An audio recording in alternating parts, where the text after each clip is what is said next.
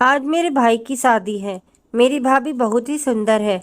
भाभी को उसके कमरे तक छोड़ने के लिए मैं भाभी के साथ कमरे तक जा रही थी। मेरे साथ कुछ और लड़कियां भी जा रही थी। कुछ मेरी सहेलियां थी, कुछ मेरी कजिन थी और कुछ आज पड़ोस और रिश्तेदार की लड़कियां थी। भाभी को सजे सजाए बेड पर बिठा दिया। बहुत ही खूबसूरत तरीके से हमने बेड सजाया था। पूरे बेड पर फूलों की पत्तियां बिखरी पड़ी थी। मैंने महसूस किया कि जैसे भाभी मुझे कुछ कहना चाहती है। वो आंखों ही आंखों में इशारे कर रही थी। मुझे बहुत ज़्यादा हैरत हुई क्योंकि भाभी की और मेरी पहले से कोई जान पहचान नहीं थी और ना ही कोई दोस्ती थी। फिर भला भाभी मुझसे क्या कहना चाहती थी? भाभियाँ तो अपनी ननद से बात करना भी पसंद नहीं करती और मेरी भाभी थी कि अपनी शादी की पहली रात में ही मुझे अपना कुछ राज बताना चाहती थी। मुझे बहुत ज़्यादा खुशी मिली। मैंने सारी लड़कियों को कमरे से बाहर भेज दिया और भाभी के पास आकर बैठ गई और मैं मुस्कुराते हुए अपनी भाभी से पूछने लगी, भाभी क्या बात है? आप मुझे कुछ कहना चाहती हैं? मेरी भाभी बात सुनते ही मेरी भाभी दहाड़ते मार मार कर रोने लगी। उनकी आंखों से आंसुओं की धारा बह निकली। भाभी को रोता हुआ देखकर मैं बहुत ज़्यादा घबरा गई। मैंने कहा, भाभी आप क्यों रो रही हैं? आखिर बात क्या है? भाभी रोती रोती बोली, मुझे अकेला छोड़कर मत जाना। अकेले इस कमरे में मैं मर जाऊंगी। मुझे बहुत ज़्यादा हैरत हुई कि आखिर भाभी ऐसा क्यों बोल रही हैं।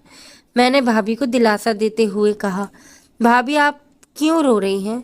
आप डरिए मत, ऐसा कुछ भी नहीं होगा। भाई आपको बहुत प्यार से रखेंगे। वो आपको किसी भी तरह का कोई नुकसान नहीं पहुंचाएंगे। मेरी बात सुनकर भाभी और जोर जोर से रोने लगी।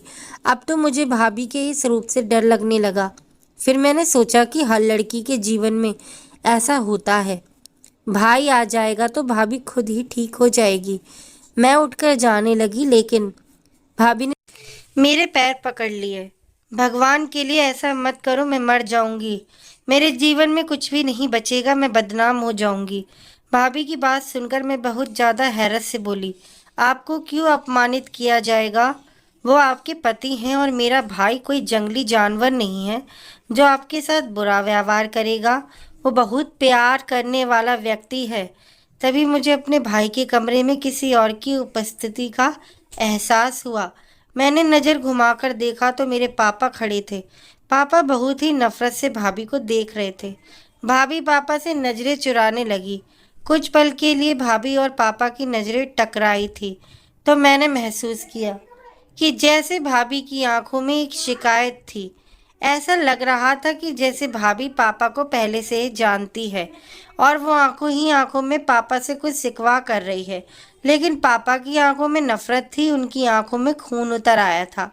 भाभी की तरफ गुस्से से देखते हुए पापा बोले कि चलो बेटा, आजकल की औरतों की ये सब ड्रामा है। इन्हें ये भी नहीं मालूम है कि तुम कुंवारी हो और कुंवारी लड़कियों के साथ ये बातें नहीं की जाती हैं। पापा गुस्से से बोलते हुए मेरा हाथ पकड़कर बाहर जाने लगे। मैंने पापा को समझाते हुए कहा कि पापा, भाभी बहुत ज़्यादा नर्वस हो रही थी। मैं भाभी को समझा रही थी। भाभी ने मुझे ऐसा कुछ भी नहीं कहा। वो तो बस ये कह रही थी कि मैं उनके साथ कुछ देर कमरे में ही रुक सक जाऊं। लेकिन पापा मेरा हाथ खींचते हुए मुझे बाहर लेकर आए। कहने लगे, तुम बाहर चलो, तुम्हें एक बात बताता हूँ। कमरे से बाहर आकर अपनी जेब में हाथ डालकर 10,000 निकाले और मेरे हाथ पर रखते हुए बोले, ये पैसे रख लो। पैसे देखकर मैं हैरत से बोली, पापा इतने सारे पैसे आप मुझे क्यों दे रहे हैं? पापा ने 10,000 निकाले और बोले, ये लो, ये पूरे 20,000 अपने पास रखो। इतने पैसे देखकर मैं खुशी से फूली नहीं समाई और झट से पैसे हाथों में ले लिए। पापा फिर बोले, लेकिन बेटा तुम्हें मेरी एक बात माननी होगी।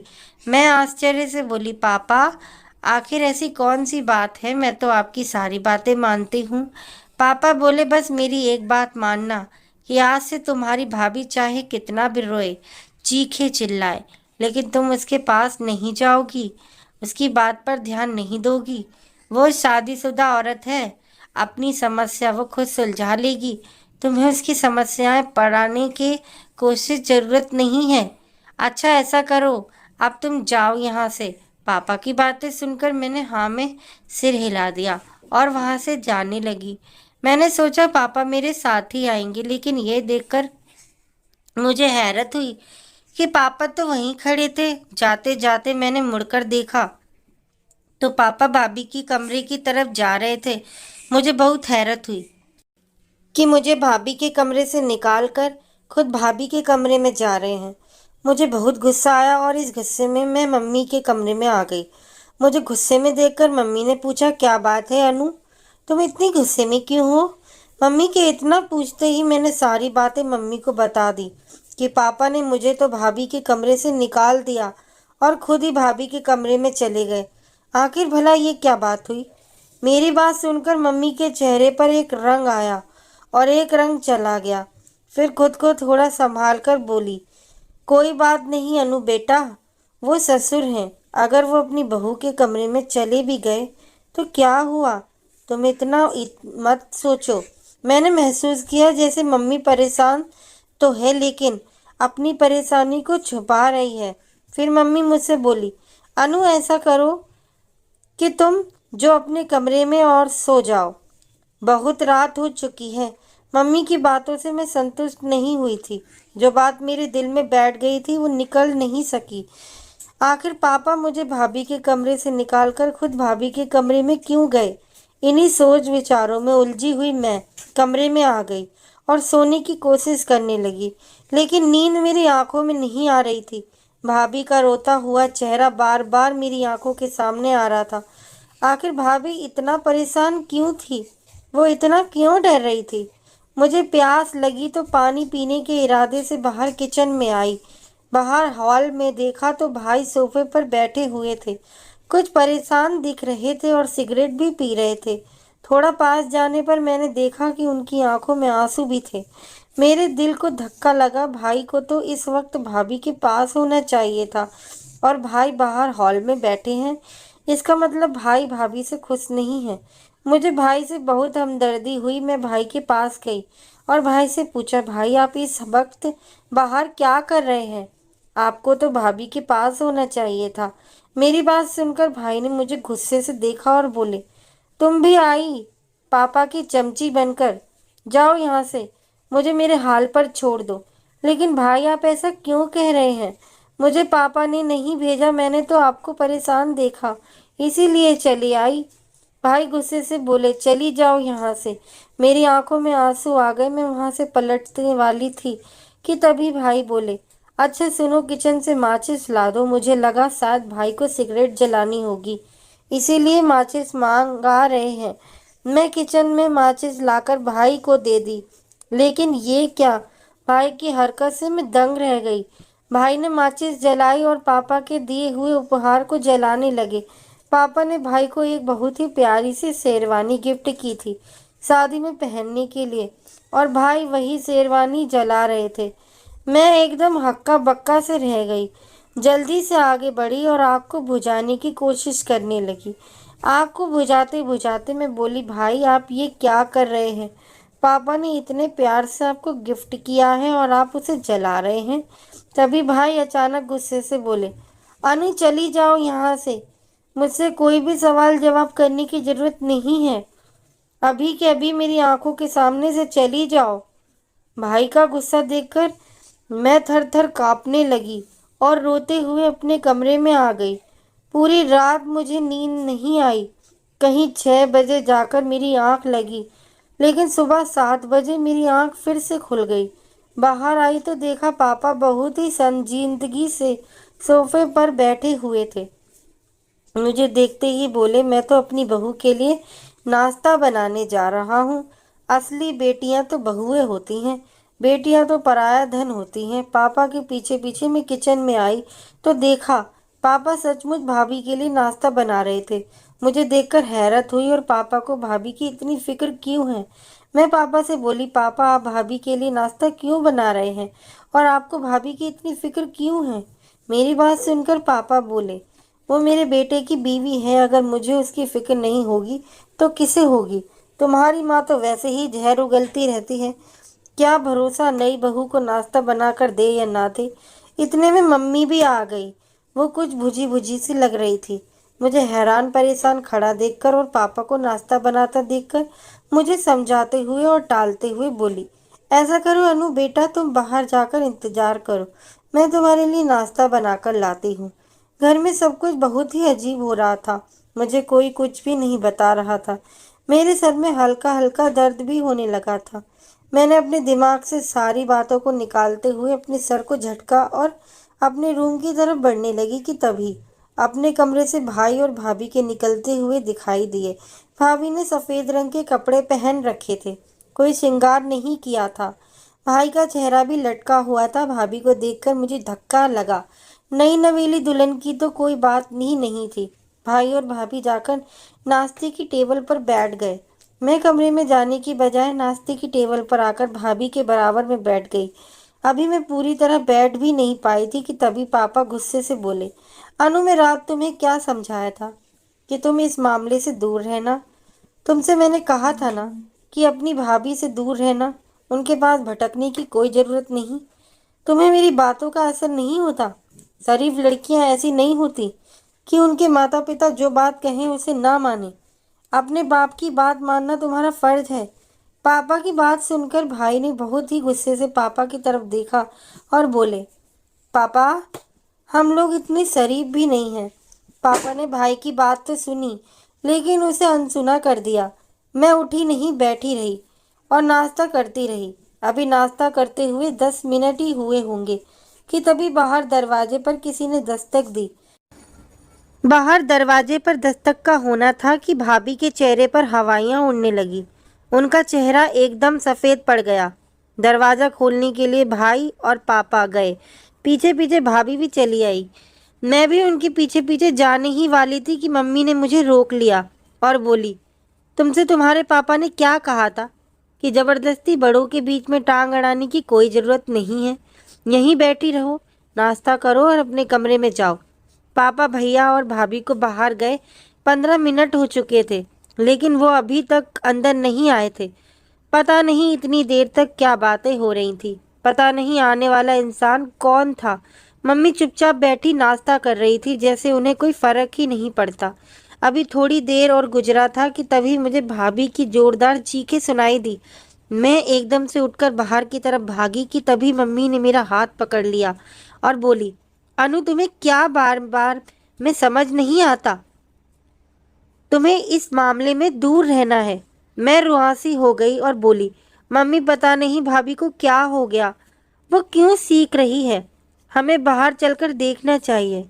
मम्मी मेरी बातों का कोई जवाब नहीं दे रही थी, बस चुपचाप आंसू बहाए जा रही थी। मेरे चीखने चिल्लाने पर बस इतना बोले, अनु मैं कुछ नहीं कह सकती, मुझे अपने घर को बचाना है, उसे तोड़ना नहीं है। मैं मजबूर हूँ अनु, मैं कुछ नहीं कर सकती। पापा ने और भाई ने बाहर से दरवाज़ा लगा दिया था। मैं दरवाजे को ज़ोर ज़ोर से पीट रही थी लेकिन कोई दरवाज़ा नहीं खोल रहा था। भाभी की चीख अब और ज़ोर से आने लगी थी। वो बार बार ज़ोर ज़ोर से चीख रही थी। लगभग 2-3 घंटे के बाद पापा ने दरवाज़ा खोला और वो तीनों अंदर आए। भाभी भी अपने कमरे की तरफ चली गई थी। मैं भाभी के साथ साथ उनके कमरे में जाने लगी तो पापा गुस्से से बोले, इस बेगैरत औरत के पास जाने की कोई ज़रूरत नहीं। इस बार मैं भी ज़रा गुस्से से बोली, पापा आप ऐसा क्यों कर रहे हैं? आप भाभी को बेगैरत क्यों कह रहे हैं? पापा ने मेरी बात का कोई जवाब नहीं दिया और अपने कमरे में चले गए। मैं गुस्से से बोली, इस घर में सुकून नाम की कोई चीज़ ही नहीं है, कोई किसी को कुछ आता ही नहीं है। यह कहते हुए मैं अपने कमरे में आ गई लेकिन मुझे भैया भाभी की टेंशन हो रही थी और सबसे ज़्यादा भाभी की टेंशन हो रही थी। जब घर में सब लोग इधर उधर हो गए तो मैं चुपके से दबे पांव भाभी के कमरे की तरफ आई। मैं भाभी से मिलकर पूछना चाहती थी कि आखिर भाभी इतना चीख क्यों रही थी। सुबह हमारे घर पर कौन आया था, लेकिन जब मैंने भाभी के दरवाजे को धक्का दिया तो वो अंदर से बंद था। मैंने कई बार चुपके चुपके भाभी को आवाज़ लगाई लेकिन भाभी ने दरवाज़ा नहीं खोला। मैंने कान लगाकर सुनने की कोशिश की तो अंदर से भाभी के सिसकने की आवाज़ आ रही थी। मैं भाभी को दोबारा आवाज़ लगाने ही वाली थी कि हमारे भारी दरवाजे पर किसी ने दस्तक दी। मैं बाहर का दरवाज़ा खोलने गई तो देखा हमारे मोहल्ले की एक औरत खड़ी थी। उसके चेहरे पर बहुत ही शांतिपूर्ण मुस्कुराहट थी। मुझे देखकर बोली, अनु बेटा, तुम्हारी मम्मी कहाँ है?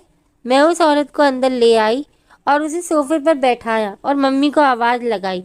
मम्मी भी उसके पास आकर बैठ गई। इधर उधर की बातें करने के बाद वो औरत बोली, सुबह तुम्हारे घर में क्या बात थी?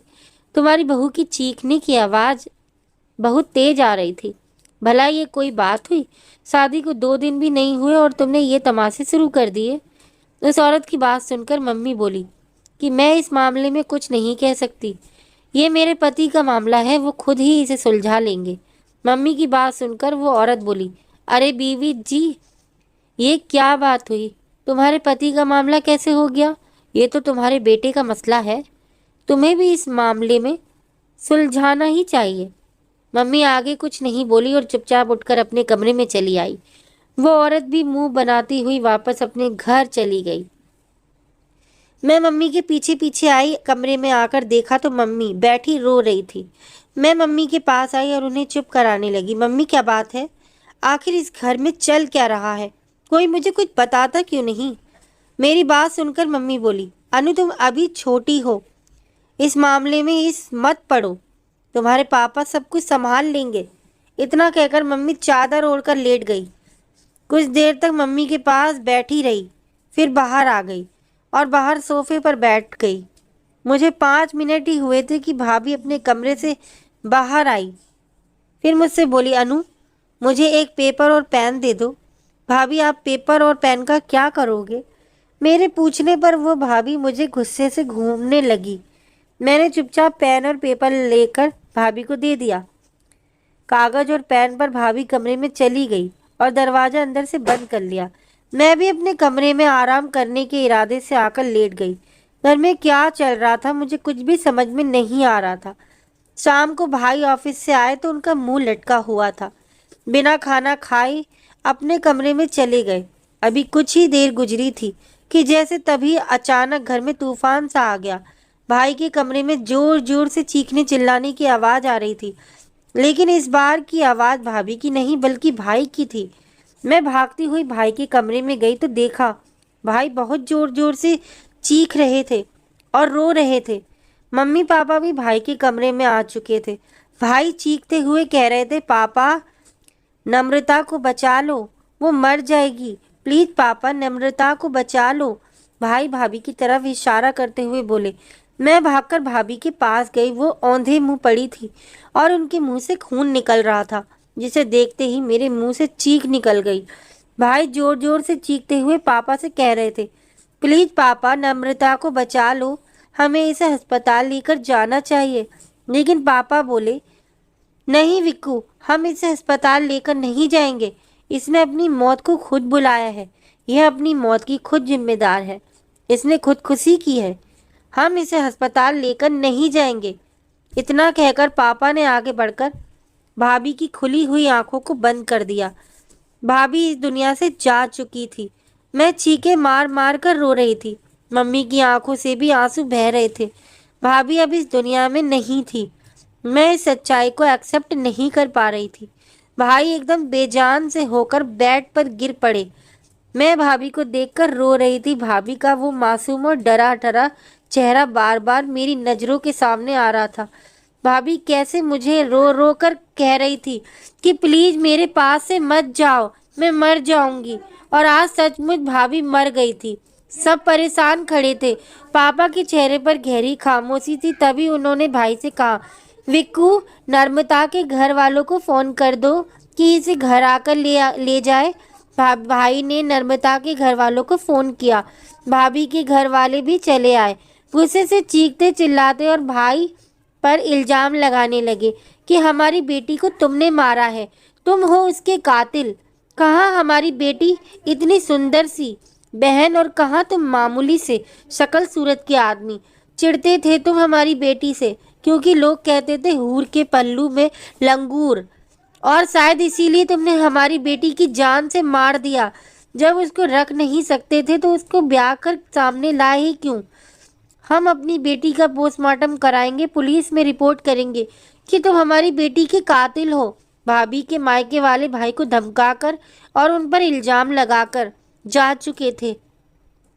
पापा भी किसी गहरी सोच में डूबे हुए थे। पापा ने हम सभी के भाभी के कमरे से बाहर निकाल दिया और कहा, तुम सब लोग बाहर जाकर बैठो। हम सबके बाहर जाने के बाद पापा ने अंदर से कमरा बंद किया और अंदर ही बैठ गए। यह बात मेरी समझ के बाहर थी कि आखिर पापा कमरे के अंदर क्यों बैठे। भाभी के मायके वाले भाभी की बॉडी ले गए थे, लेकिन पापा अंदर कमरे में बंद बैठे थे। न बाहर आ रहे थे, न अंदर किसी को आने दे रहे थे। कुछ देर में हमारे घर पुलिस आ गई और भाई को उठाकर ले गई। बहुत देर पूछताछ करने के बाद पुलिस ने भाई को छोड़ दिया। पुलिस की टीम हमारे घर पर ही आई थी। पापा घर के किसी सदस्य को तो अंदर नहीं आने दे रहे थे, लेकिन पुलिस को अंदर आने दिया। पता नहीं पापा ने पुलिस से क्या कहा। कमरे में घूम घूम कर वह सारी चीज पुलिस को दिखा रहे थे। पुलिस सारे कमरे की तलाशी लेने के बाद जा चुकी थी। मम्मी और भाई का रो रो कर बुरा हाल था। पापा भी चुपचाप से बैठे थे। आखिर मुझसे नहीं रहा गया तो मैं गुस्से से फटी पड़ी। तुम लोग मुझे कुछ बताते क्यों नहीं हो? घर में क्या चल रहा है? मुझे कुछ भी नहीं मालूम। अब मैं इतनी भी बच्ची नहीं हूँ कि घर के मामलों में दखल ना दूँ। मेरी भी शादी की उम्र है। मुझे भी हक है इस घर में क्या हो रहा है ये सब कुछ जानने का, और आप लोग हैं कि मुझे कुछ बताते ही नहीं है। पापा कुछ देर तक मेरी तरफ देखते रहे, फिर हाथ पकड़कर मुझे अपने पास बिठाकर बोले, आओ अनु, मैं तुम्हें सब कुछ बताता हूँ। तुम जानती हो मोहल्ले में कैसी कैसी बातें हो रही हैं। अभी किसी के घर की इज्जत थी, लेकिन अब नर्मदा इस दुनिया से जा चुकी है। लोग उसके बारे में तरह तरह की बातें बना रहे हैं, लेकिन हमें उसका भरम रखना होगा। यह कहते कहते पापा ने एक पत्र मेरी तरफ बढ़ा दिया। पत्र हाथ में लेते ही मैं फौरन पहचान गई कि यह वही कागज था जो कल रात मैंने भाभी को दिया था। मैंने कांपते हाथों से वो खत लिया और उसे पढ़ने लगी। उस खत को पढ़ते पढ़ते मेरे पैरों के नीचे से जमीन भी निकलती जा रही थी। उस पत्र को पढ़ना मेरे लिए बहुत ज़्यादा मुश्किल हो रहा था। आंखों के नीचे अंधेरा छा रहा था। भाभी की सच्चाई जानकर हैरत से मेरी आंखें फटी की फटी रह गई थी। खत पढ़ने के बाद में समझ में आया कि भाभी उस दिन मुझे अपने साथ रुकने के लिए क्यों कह रही थी। वो क्यों कह रही थी कि मैं बदनाम हो जाऊंगी, मैं मर जाऊंगी, मुझे बदनामी से बचा लो, मुझे मरने से बचा लो। और आज भाभी सचमुच मर गई थी। मैंने वो खत पापा के हाथों में पकड़ा दिया और कांपते हुए लहजे में बोली, पापा, लेकिन उस इंसान का नाम तो आपने बताया ही नहीं जो इन सब के पीछे जिम्मेदार था। पापा बहुत ही उदासी से बोले, अनु, तो क्या तुम भी अपने भाई की तरह मुझे ही वो कसूरवार समझ रही हो? मैं बोली, नहीं पापा, मैं आपको कसूरवार नहीं ठहरा रही। आप तो कोई गलती कर ही नहीं सकते। मुझे अपने पापा पर पूरा भरोसा है, लेकिन कोई तो था जो इन सब का कारण बना। पापा के चेहरे पर एक रंग आकर चला गया। पापा उदासी से बोले, हाँ बेटा, जो भी इन सब का जिम्मेदार था उसे पुलिस खुद ही ढूंढ लेगी। यह हमारा काम नहीं है। हम शरीफ लोग हैं। हम सब ये बातें कर ही रहे थे कि तभी भाई आए और अचानक से पापा के पैरों पर बैठ गए और रोते हुए बोले, पापा, मुझे माफ़ कर दो। मैंने आप पर शक किया। मुझे नहीं पता था नर्मदा ऐसी औरत है। जब उसने आप पर इल्ज़ाम लगाया तो मुझे उसकी बातों पर विश्वास हो गया। नर्मदा ने रोते हुए मुझे बताया था कि तुम्हारे पापा मुझे डराते हैं, धमकाते हैं और मेरे साथ नाजायज संबंध बनाना चाहते हैं। नर्मदा ने मुझे अपने करीब नहीं आने दिया था और ना ही मुझे पति का दर्जा दिया था। उसने मुझसे कहा था कि अगर तुम मेरे करीब आए, मुझसे रिश्ता बनाने की कोशिश की, तो तुम्हारे पापा मुझे मार डालेंगे और मेरे घर वालों को भी मार डालेंगे। उन्होंने मुझे धमकी दी थी कि मेरे बेटे से दूर रहना। मुझे नर्मदा की बातों पर ना चाहते हुए भी यकीन हो गया था और इसी के लिए उस रात में बाहर परेशान सा घूम रहा था। मैंने आपके दिए हुए गिफ्ट को भी आग लगा दी थी। मैं बहुत ज़्यादा तनाव में था, लेकिन मरते हुए नर्मदा ने मुझे सब कुछ बता दिया था कि तुम्हारे पापा बेगुनाह है। तुम्हारे पापा को तो मैं जानती भी नहीं थी, बल्कि मेरा रिश्ता तो मेरे एक फ्रेंड से था। वो मेरे साथ मेरी कॉलेज में ही पढ़ता था। हम दोनों में आपस में प्यार हो गया था और हम दोनों पति पत्नी की तरह रहने लगे थे। शादी नहीं हुई थी, लेकिन जल्द ही शादी करने वाले थे। लेकिन तब तक तुम्हारी शादी मेरे साथ हो गई थी। नर्मदा ने बताया कि इसका बॉयफ्रेंड उसे अब धमकाने लगा था। उसने कहा था कि अगर अब तुमने अपने पति के साथ संबंध बनाए तो मैं तुम्हें जान से मार दूंगा। तुम्हारी कुछ तस्वीरें मेरे पास हैं, वो वायरल कर दूंगा और तुम्हें बदनाम कर दूंगा। लेकिन उस दिन जब नर्मदा का बॉयफ्रेंड दरवाजे पर वो सब तस्वीर फेंक कर गया तो मुझे विश्वास हो गया था कि नर्मदा झूठ बोल रही है। मैं बहुत ज़्यादा शर्मिंदा था कि मैंने अपने पापा पर शक किया और इसीलिए गुस्से में मैंने नर्मदा पर हाथ उठाया था। पापा आपने बहुत अच्छा किया जो पुलिस को सब कुछ सच सच बता दिया और नर्मदा का लिखा हुआ वो खत भी पुलिस को दिखा दिया। अब शक की तो कोई गुंजाइश नहीं है कि नर्मदा ने सुसाइड किया है और नर्मदा की सुसाइड की वजह उसका बॉयफ्रेंड है। नहीं तो वो औरत तो जाते जाते भी हमें बदनाम कर जाती। मैं हैरानी से भाई की तरफ देख रही थी। तभी अचानक मैंने पापा से पूछा, लेकिन पापा उस दिन आपने मुझे भाभी के कमरे से निकाल कर खुद भाभी के कमरे में आप क्यों चले गए थे? पापा बोले कि मैंने उस दिन नर्मदा को किसी से फ़ोन पर बात करते सुना था कि उसकी सारी तस्वीरें उसे वापस कर दो। वो अपनी ज़िंदगी की नई शुरुआत करना चाहती है। वो किसी से रो रो कर बातें कर रही थी। मैंने तुम्हें कमरे से इसलिए निकाला था ताकि तुम इस मामले से दूर रहो। मैं खुद ही नर्मदा से बात करके अब मामले की तह तक पहुंचना चाहता था। मैंने नर्मदा से प्यार से पूछने की कोशिश की, लेकिन उसने मुझे कुछ नहीं बताया। उल्टा वो मुझ पर गुस्सा करने लगी कि आपको शर्म नहीं आती नई नवेली बहू के कमरे में इस तरह आते हुए। मैंने उसे बहुत समझाने की कोशिश की कि तुम मुझे अपने पापा की तरह समझ सकती हो और मुझसे अपने दिल की सारी बातें शेयर कर सकती हो, लेकिन उसने मुझे कुछ नहीं बताया। मैं नर्मदा को भरोसे में लेना चाहता था, इसीलिए मैं नर्मदा को खुश करने की कोशिश कर रहा था। सुबह उठकर मैंने उसके लिए नाश्ता भी बनाया था कि नर्मदा को मुझ पर भरोसा हो जाए कि मैं उसे अपनी बेटी से भी ज़्यादा चाहता हूँ। भाई ने हाथ जोड़कर पापा से एक बार फिर माफ़ी मांगी। बोले, पापा मुझे माफ़ कर दो, लेकिन जो हुआ अच्छा ही हुआ। नर्मदा हमारे जीवन में एक बुरे सपने की तरह आई थी जो जल्दी हमारी सारी परेशानियों से मुक्त करके चली गई। मैं हैरानी से भाई की तरफ देख रही थी। भाई के चेहरे पर कोई मलाल नहीं था, ना ही कोई दुख, ना ही कोई पछतावा। सच कहते हैं, जो औरत अपने पति से वफा ना करे उस औरत की मर्द कभी इज्जत नहीं करता, फिर चाहे वो कितनी भी खूबसूरत क्यों ना हो और फिर चाहे कितनी ही बड़े बाप की बेटी हो। कहानी अच्छी लगी हो तो लाइक सब्सक्राइब कर